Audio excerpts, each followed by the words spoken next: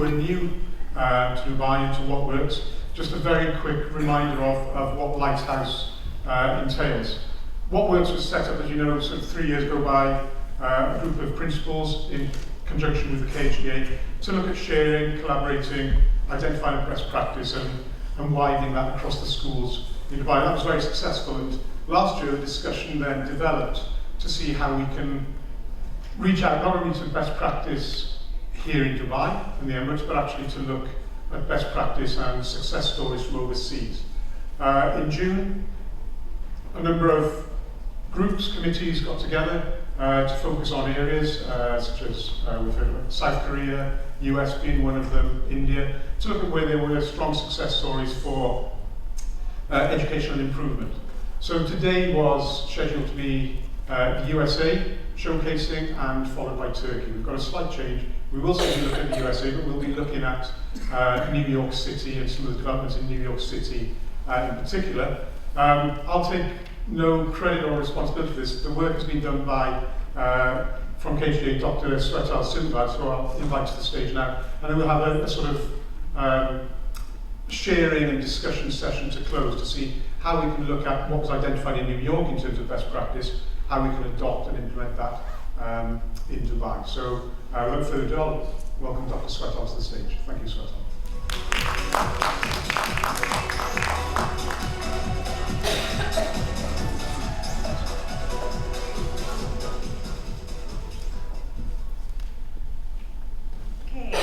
Good afternoon, everyone.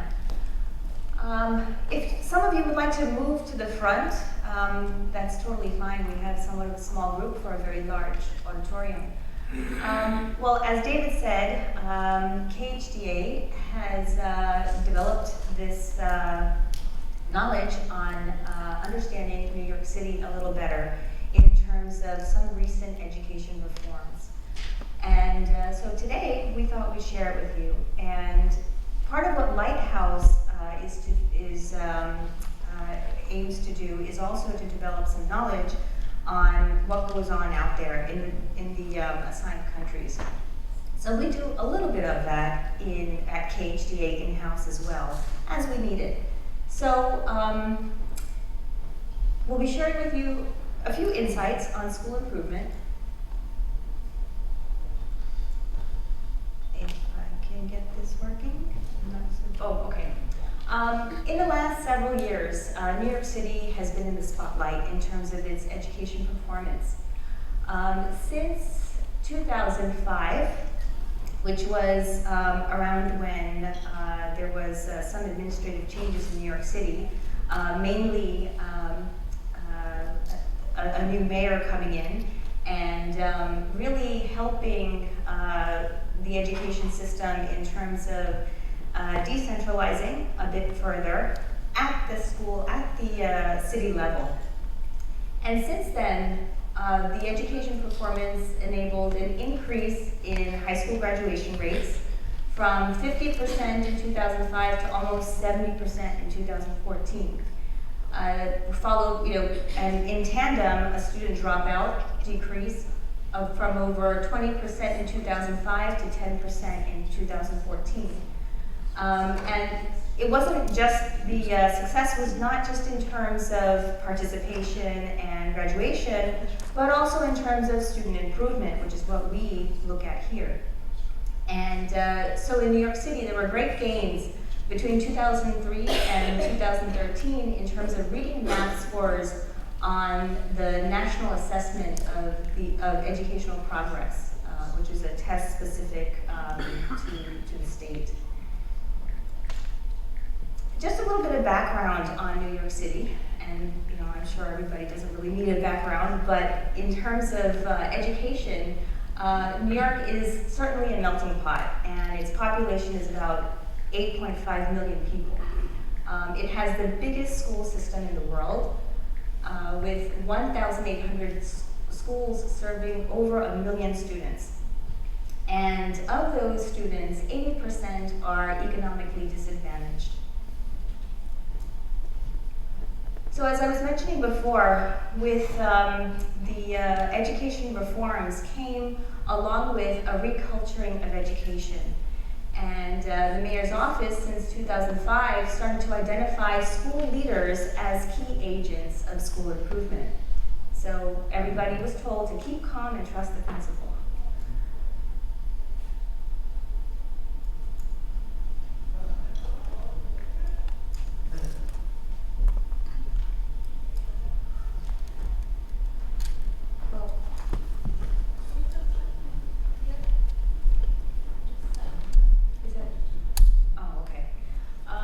Well, in terms of the reculturing, there was an effort as part of the Department of Education to further develop school leaders. And part of what was put in place was an overall framework, a framework that identified specific elements that allowed for school improvement initiatives to take place. And before we begin, and I hope you didn't take a look at that other slide too much, but we thought maybe we would ask you what you think some of those elements might be.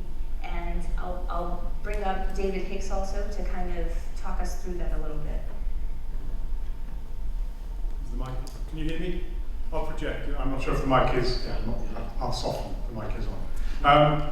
So before we do go on to the next slide, unfortunately the setting isn't ideal, because we were hoping this would be an opportunity for people to collaborate and discuss rather than be told, if you like, what is best practice. The whole ethos of what works is that we get together and discuss it. If people, as per this morning, not the cold sweat of getting into pairs, but if people can group together, and the next slide illustrates what was found by the research in New York City to define the characteristics of a great school or a great school system.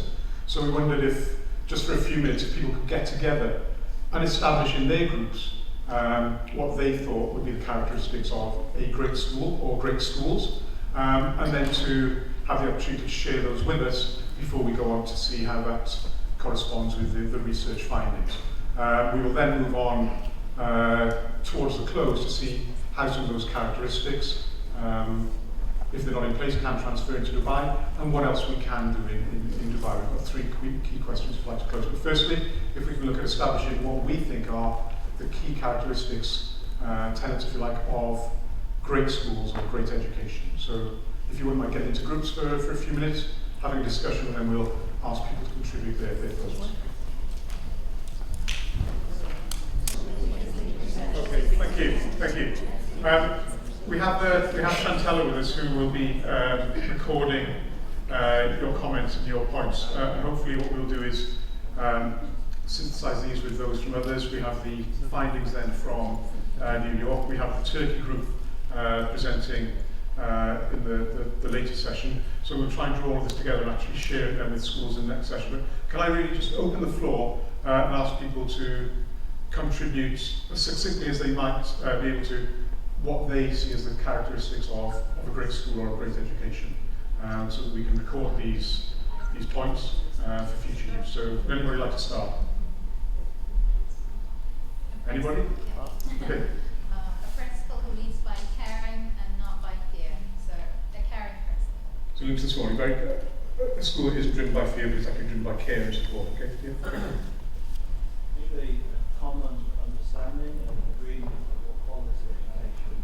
So consistency. So common understanding and consistency of what quality looks like. Clear learning targets. I mean, very much an understanding at each grade level of what it is we're working to have students know and learn and be able to do, and then they have that consistently articulated across the scope and sequence across the whole of the school. So again, we're looking at consistency and clarity, sort of shared common understanding, and I suppose it's a culture, therefore, rather than isolated pockets. Chantella, are you managing to keep up? Yes? Any other points that you'd like? Yes. Better use of data to drive decisions about planning or instructional materials. Okay, so informed use of data to drive planning. Did I miss it?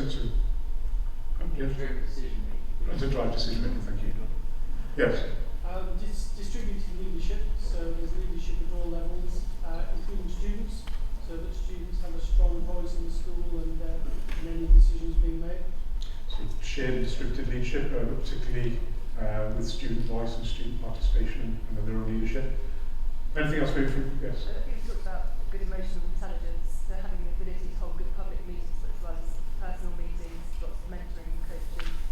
So emotional intelligence, mentoring, coaching, because that building of relationships, and again, it's back to trust, isn't it? And so forth. So, yes. Being able to accommodate personal, social, and academic development of the children. So actually, very holistic. So it's the Yes, the holistic. personal, social, emotional alongside the academic, but we don't see them as distinct parts, well, part of the whole. Okay, please. Sound pedagogy. Sound pedagogy, of course, yeah. Is there anything else that people would like to add before we look at the findings from New York? Across here. School needs to take positive feedback from the stakeholders. Sorry. Positive feedback from the stakeholders. So to take feedback from all stakeholders. Yes, thank you. Supporting school dropouts or potential school dropouts by differentiation, by creating a better school environment. So we're supporting all students, actually intervening or providing intervention where. So intervention where required, providing support for all students. Yes. Ongoing professional development for staff. Ongoing staff professional development, of course. I think another key important aspect should be your children are motivated and they are built interested in learning. You know, if we develop a place where students' interest is generated rather than forcing them to learn certain things, that's most important. Okay, so linked to what we heard as well, students are engaged and motivated and I suppose in charge of their own learning. So are you happy if we move on to find the outcomes from New York? Sorry, is it? Big city public school context is very different from ours, particularly the public school teacher unions are extremely powerful in big cities and small cities. And in New York, the agreement between the union and the citywide administration is a major contextual factor that helps us evolve.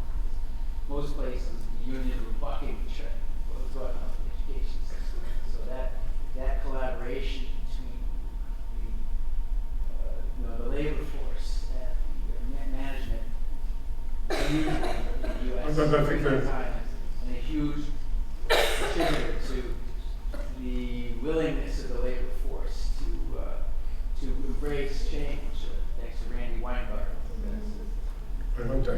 If I take that and put it into the context of the Lighthouse project, what we're trying to do is to identify where there has been positive change, best practice, where you can see the outcomes. We don't say necessarily that will be transferable en bloc to Dubai. What we're looking at is across many jurisdictions, many countries, trying to see what good practices out there, what has happened, is this transferable to Dubai? And actually, I'll just divulge a little bit. The country I'm looking into is South Korea with a team of others, and in our meeting we were actually looking at some of the aspects which actually strictly wouldn't transfer to Dubai, and the context was very different. So it's this umbrella approach is to look at a wide variety of countries, jurisdictions, cities, states, provinces, etc., to see where can we learn, and actually where can we learn from mistakes or areas that we should actually avoid. So you're absolutely right, context is everything in these situations. We're not saying that this is a formula for success, we're just trying to learn from the many examples that we have out there. So I think that context is very important. On that, should we go over to what was found in New York City? Sweat off, thank you. And actually what was found in terms of what the framework calls for, the framework for great schools, which takes into consideration the interplay or the complexity of 6 essential elements for improving schools. Number 1, rigorous instruction, and I believe pedagogy was identified. A supportive environment, and a supportive environment is always specific to the context, which could be in terms of students with special needs, etc. And a third point, collaborative teachers working together to define pedagogy. Number 4, effective school leadership, the overarching monitoring, support from the school leader, and incentives that can be provided to teachers, and that doesn't have to be monetary. And number 5, strong family community ties. This is actually something that we see here in Dubai. And overall trust, which is necessary for the growth of all the elements all together. So, having said that, we're posing a few questions to you. Well, this is before that. This is the framework for the great schools, and as you can see, it's circular, indicating all the interconnections between and among the essential elements. And you know, it's a constant churning. It's a continuous flow, and it's continually changing as well. So we thought that perhaps we could pose some questions to you for an overall discussion, getting us to perhaps apply some of the elements that we saw in the framework for great schools to the schools in Dubai, the schools that you're a part of. So how do you see these elements operating in your school environments? Which ones contribute to enabling improved student performance, and how do these elements allow you to consider student well-being? So perhaps David can begin by talking about the elements in his own school. Curveball, I wasn't expecting that. In fact, I wasn't expected to be here presenting to you this afternoon, and I've been that question thrust upon me without time really to consider. I'll talk, I suppose, about some of the conflicts I found in our working environments. I suppose I need to talk maybe in confidence in this arena. But we find a school that is operating for profit. I was listening very much to what was being said this morning, and whatever vision that I might have in terms of driving success forward and actually implementing a culture of well-being within the school, that sometimes conflicts with board level decisions, which can mean that I'm not as empowered as I would like. So yes, the slide before said sort of keep calm and trust the principle. I know one of the challenges I face is that the board's, I suppose, interpretation of that is not always to trust the principle and actually to become too involved. So when it comes to these questions in particular, I think that the first one is that we're all working in very different school environments. I speak to colleagues around school who are working in particularly successful schools. They have a free environment where the students are empowered, the students are already risk takers, they're very successful. We have parents that are willing to allow students to flourish in those environments, whereas we will have, I think, very different contexts. I think my school is one where we're shifting from a very conservative student and parent body towards a culture of more risk-taking, a culture of student voice, a culture of teacher collaboration, a culture of student leadership. But we're not there yet. We're very much on this journey, and it will be with pitfalls along the way. And I dare say that many of us are in similar positions, maybe further on the journey or less far forward. Which contribute more to enabling improved student performance? Again, in my context, we've got very strong student performance within the school. Could it be better? Yes, it could. And again, listening to this morning, I think it does tie into well-being, that guiding parents and students that it doesn't need to be one or the other, I think is a key factor for me to engage with students and parents. We've done a lot in terms of developing student voice, student participation, but I think we need to make sure that it's not tokenistic, that it is adding genuine value to the school environment. And I think that's something that we should learn, and hopefully then it empowers them to be the owners of their learning in this journey. And I don't know if I'm really circling around the questions, because I don't have all the answers, and I think that's the point of this, is that we look at in our schools. I would like to comment on the leadership in my own school. I've got great leaders around me, So I think that always helps. And I think the strength of our school is the students. And I think that is one thing that is key to any school, every school, is that the students are at the core of everything. And I think that ties in this morning. And we're blessed, I think, to have such students. I need to make sure that we're not doing them a disservice. We're giving them every opportunity to succeed. Yeah, I suppose what I need to do is allow you to discuss how you can consider the areas that we identified as a group, and also those identified, those 6 points from New York, to consider these questions. How do they work? How do they operate in our school? Is there a culture of trust? One of the aspects that came up was trust, support, so forth. How is that within your own school context? Which of those points make the biggest or contribute mostly to student performance? Okay, I don't need to read out, but I wonder if you think on those questions for a moment. We'll backtrack to the slide one before for you to consider how each of those points are enabling factors, or are they factors which give you some conflict or concern within your school environment. Okay, so if you just consider those for a moment, and then we'll go back 2 slides. Thank you for thrusting that.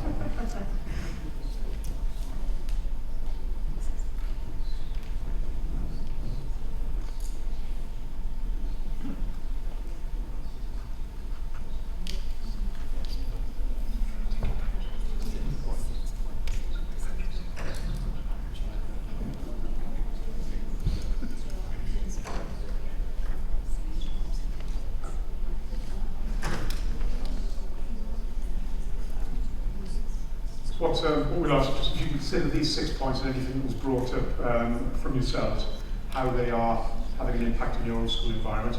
And just in the interest of time, if there are any, maybe we'll keep it to the first few main points that we can record. If there's anybody who would like to voice an opinion or comment on it, really something for you to reflect upon in your groups, I think.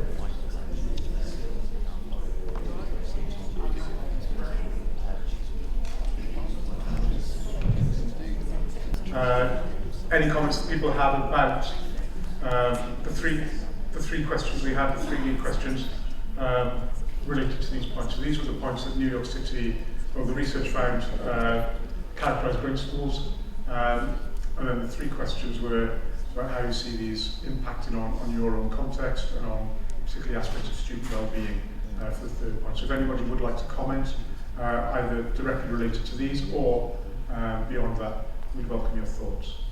Anybody? A lot depends on your operational definitions of these terms.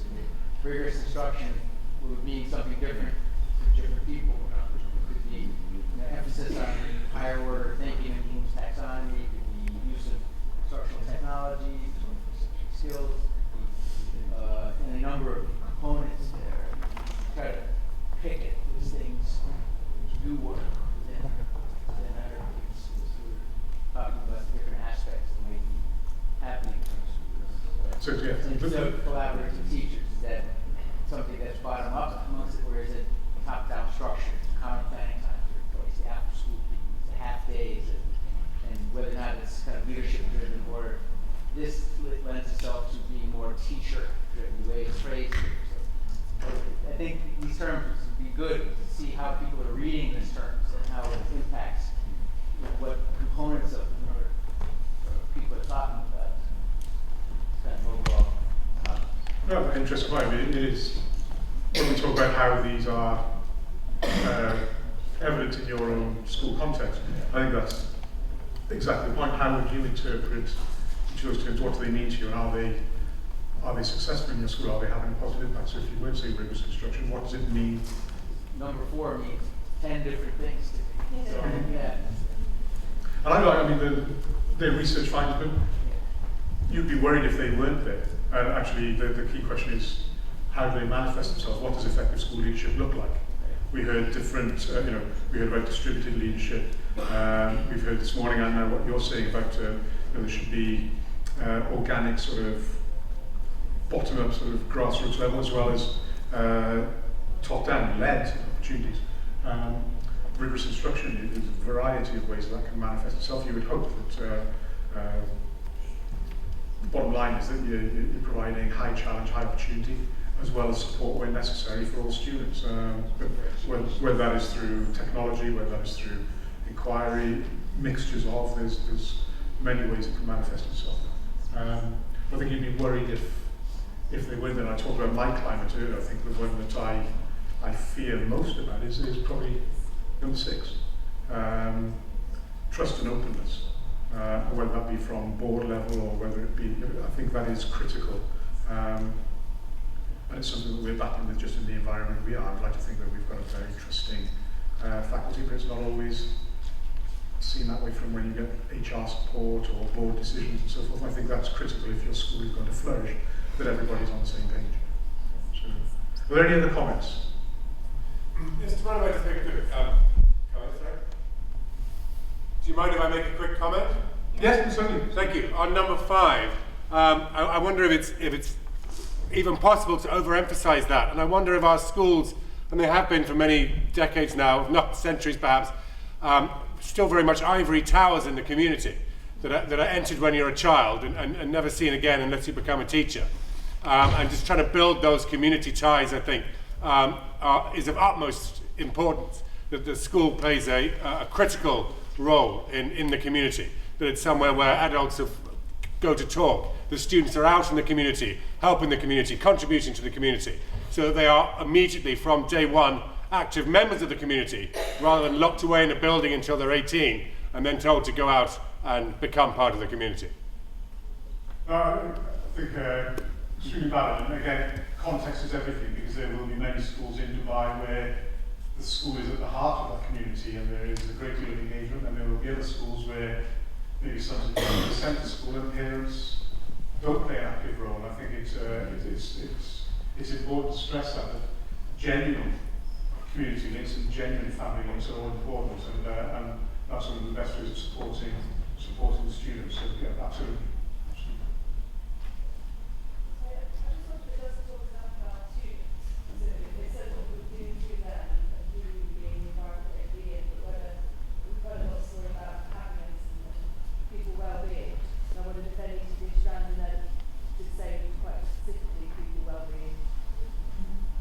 Absolutely right. I think the word student isn't mentioned once. And so actually it is all about the actions that are, absolutely.